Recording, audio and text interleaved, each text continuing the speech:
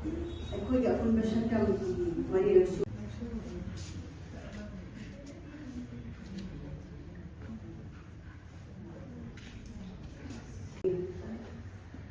Ekhoigi apunba Shaktam Ekhoi Thangal Bazar tariba ekhoi maitai idai cha se masing yamna leijade aduna ekhoi maitai idai cha thai punjan nabagi damakta punjan duna koina kari no kai no awat apa kari leiri kai dauri haina tana nabagi damakta si association je khoi semjabani aduma ngasi mari raksuba foundation di akhoina Thangal Bazar da hujik leiriba sin se akhoina yengada awabagi masa yam leire Singda Hojik ngasi koi jingna koina pansai haraga singda sangma ngamde adu Thangal Bazar sida ipu Thangal gi maming thol lauraga tholi na laikai se wande kari oirakadage no haiba tamba ngamdabadagi